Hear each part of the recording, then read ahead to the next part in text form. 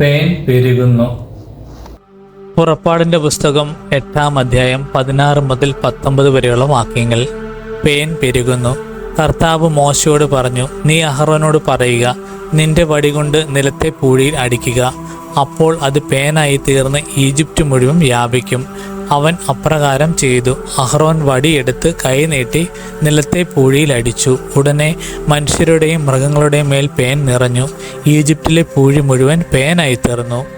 മന്ത്രവാദികളും തങ്ങളുടെ മാന്ത്രിക വിദ്യയാൽ പേൻ പുറപ്പെടുവിക്കാൻ ശ്രമിച്ചു, എന്നാൽ സാധിച്ചില്ല.